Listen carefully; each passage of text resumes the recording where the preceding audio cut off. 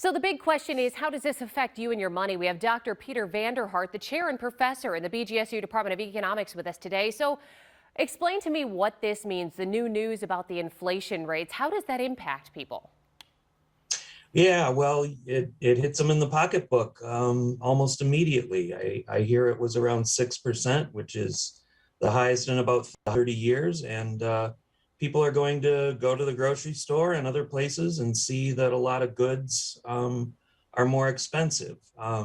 Somewhat surprisingly, services have not gone up as fast, but the inflation in the goods is problematic. And given that wages don't respond as quickly, people are going to feel it. Now, Doctor, we've talked about the supply and demand issues. That's no secret all across the country right now. Do you think there's anything else that's causing the inflation to continue to go up? Well, I think it's some disruption of the labor market. I think some people are a little hesitant to go back to work, not just because of COVID, but because perhaps they have unspent stimulus money. I think that both of those will resolve themselves fairly soon. I'm hopeful about that. But you're right. The other stuff is a lot of the supply chain issues that. The goods are in short supply. They get their prices get bid up, and to the extent that that's an input, that gets passed along to consumers. So how long you think that some of the issues might resolve themselves quickly? But, a lot of people, including members of the White House, initially said, yeah, we anticipated this, but this is more and longer than we thought. So how long do you think that this will last? Will we continue to see those consumer prices rise? Boy, if I knew that, I could probably make a lot of money. I I don't have a crystal ball, and so I'm going to be very hesitant about that. Hmm.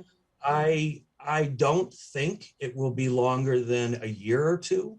That seems like a long time, I know, but in economic parlance, that's the short term.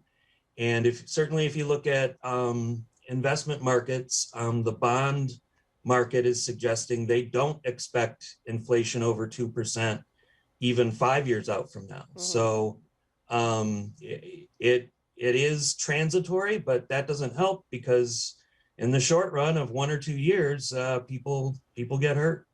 Now, what do you think about the statement that, some people say this is part of the economy rebounding and rebuilding after what we went through?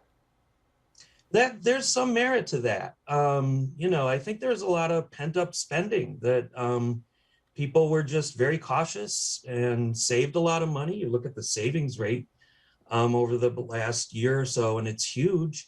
And I think people are, they're seeing things open up a little bit and they're opening up their pocketbooks.